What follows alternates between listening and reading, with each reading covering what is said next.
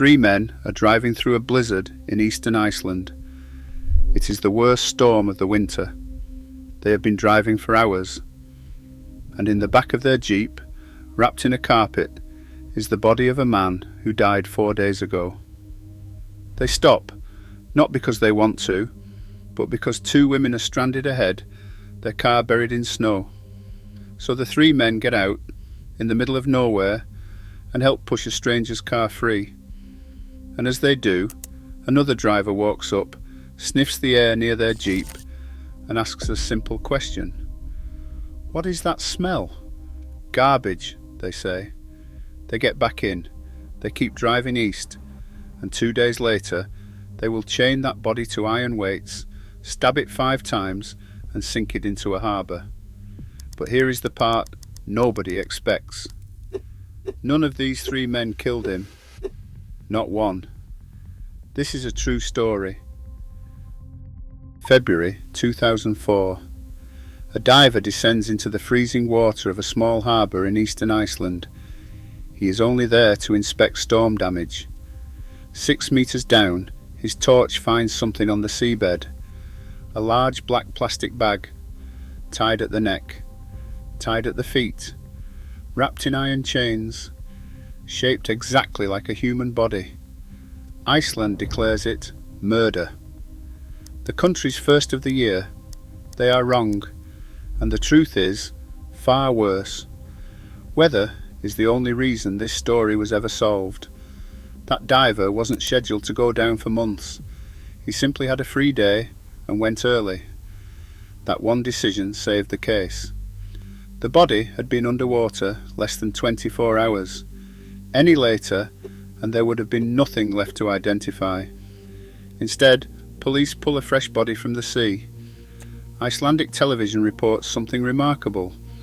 For the first time in the nation's history, a body with a perfectly recognisable face cannot be identified. Nobody knows who he is.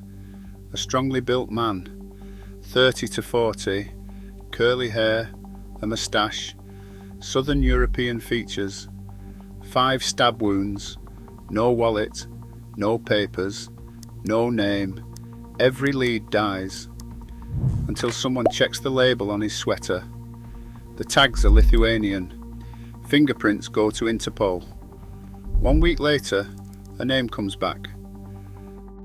Vaidas Jucevicius, 29 years old, a former bartender from a small Lithuanian town where the work ran out. A man with small convictions and big ambitions. His body is flown to Reykjavik for a full autopsy. They take an X-ray, and one image destroys the entire investigation.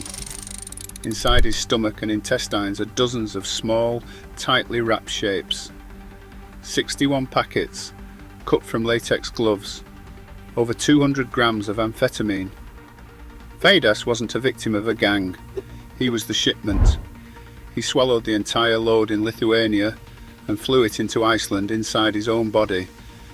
And one of those packets had torn open. The drugs leaked directly into his bloodstream. The coroner's finding, organ failure. Poisoned from the inside. Slowly. Over days. And the 5 stab wounds, they were inflicted after he was already dead.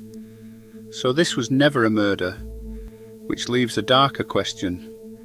Not who killed him, but who watched him die. The answer is 3 men in a Reykjavik apartment, 2 Icelanders and a Lithuanian. The plan was simple business. Vaidas arrives, the packets pass naturally, they sell the amphetamine.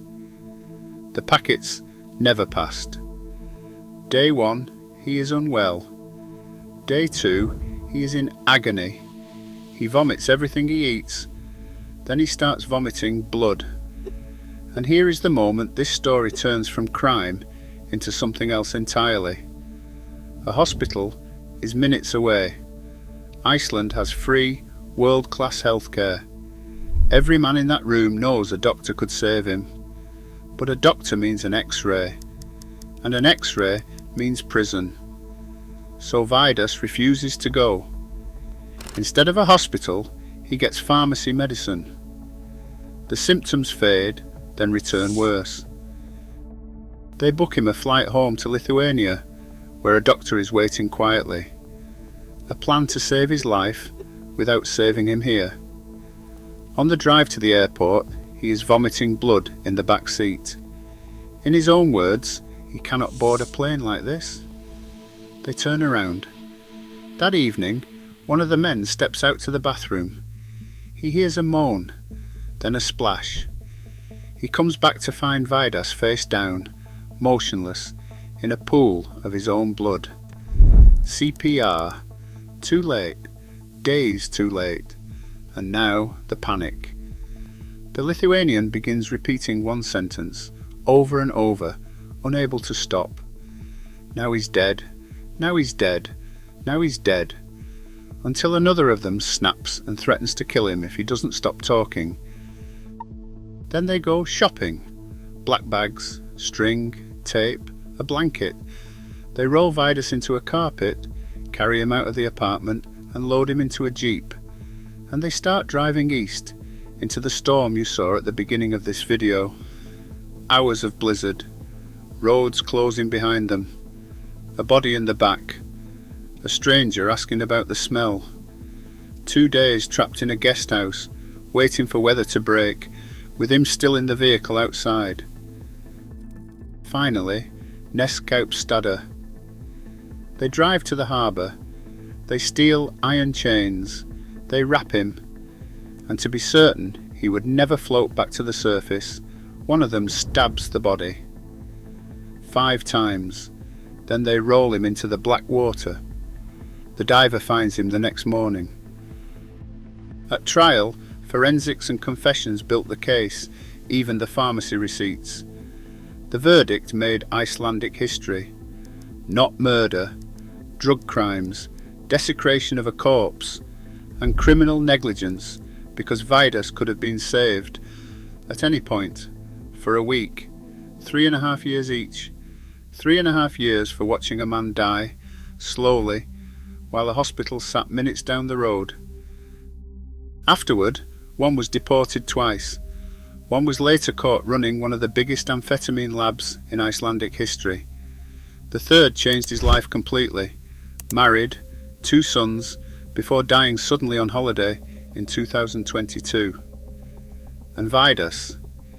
His mother in Lithuania asked for her son's body back.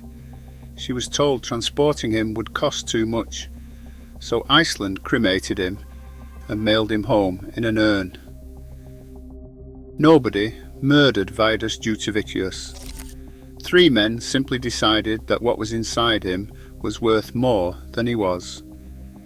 They watched him die for a week to protect a shipment, and when it was over, they took him to the sea and made sure he would never come back up.